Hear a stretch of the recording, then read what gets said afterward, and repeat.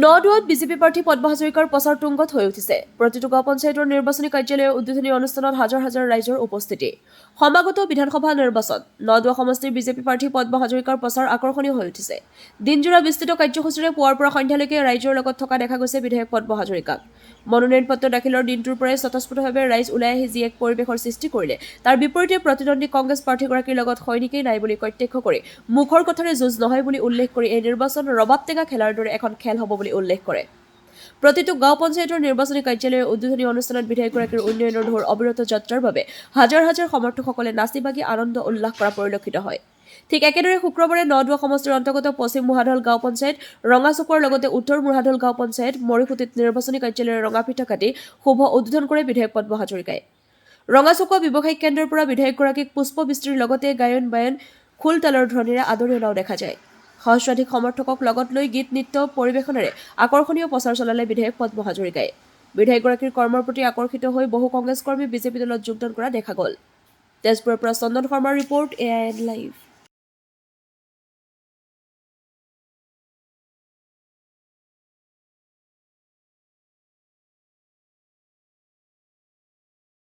যদি চাওঁ 2001 চনৰ পৰা 2016 চনলৈকে এইখন অসমত কংগ্ৰেছৰ শাসন আছিল।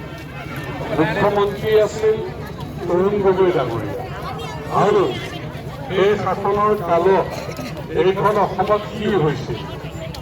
এইখন অসম সন্ত্ৰাসবাদ আছিল। এইখন অসমত বহু মানুহৰ মৃত্যু হৈছিল।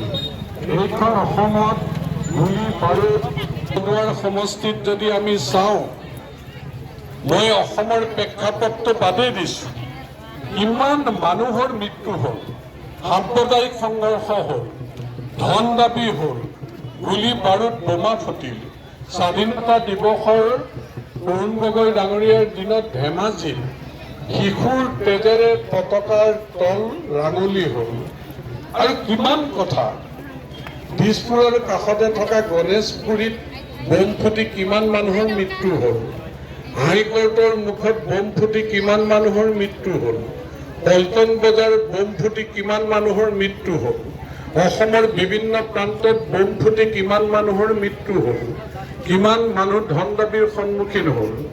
আমাৰ শোণিতপুৰ জিলাত ভীমাজুলি কাণ্ড, তিনিখুটি কাণ্ড, হুগ্ৰাজুলি কাণ্ড হ'ল।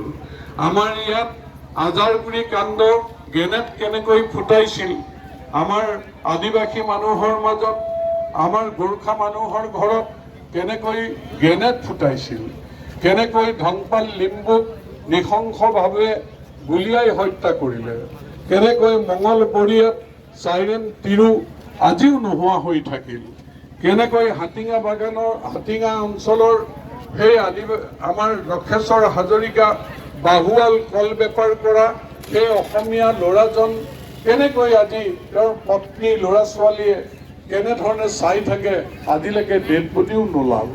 কেনেকৈ ঘিলাধাৰী চাহ বাগিচাৰ এছিষ্টেণ্ট মেনেজাৰ, কেনেধৰণে বাগিচাৰ মালিক মামু চাহাব কেনেকৈ গুলীয়াই হত্যা কৰিলে। আমাৰ এই ৰঙাচুকুৱা বজাৰত AK-47 লৈ কেনেকৈ উগ্ৰপন্থী আহিছিল, কেনেকৈ ধন দাবী হৈছিল, এই কথাবিলাক আমি সকলোৱে জানো। কিন্তু এই কথাবিলাক কংগ্ৰেছৰ যে চৰকাৰৰ দিনত হৈছিল, তেওঁলোকে ভাবিছে যে এই কথাবিলাক অসমৰ মানুহে পাহৰিলে। আপোনালোকে চাওক যে 14 চনত তিনিখুটিত একেদিনাই 14 চনৰ 24 ডিচেম্বৰ নিশা হুগ্ৰাজুলি আৰু তিনিখুটিত শিশুৰ পৰা বৃদ্ধলৈকে লাইন কৰি 100 ওচৰা-ওচৰি মানুহ গুলীয়াই হত্যা কৰিছিল নে নাই?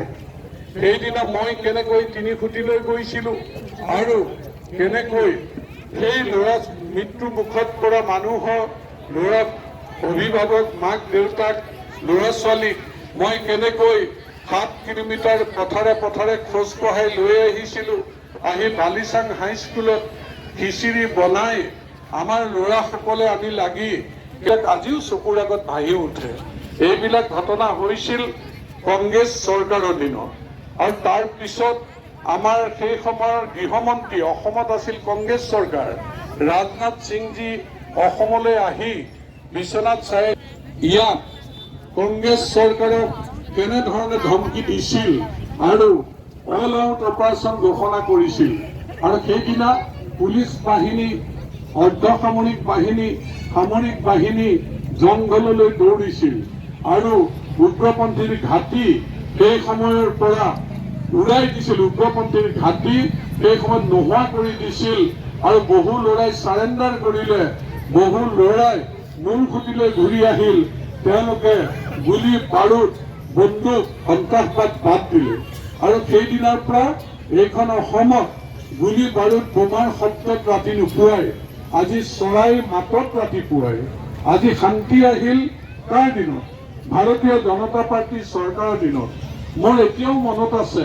যেতিয়া তিনিখুটি কাণ্ড সিজুচা কাণ্ড এইবিলাক হৈছিল যে আমাক ৰাস্তা পদূলি চিকিৎসালয় শিক্ষানুষ্ঠান এইবিলাক একো নালাগে আমাক খালি লাগে শান্তি এই উগ্ৰপন্থীৰ সমস্যাটো সমাধান কৰক ছাৰ আমাক কেৱল শান্তি লাগে আজি সেই শান্তি যিকোনো খবৰ আৰু বিজ্ঞাপনৰ বাবে যোগাযোগ কৰক 7896121996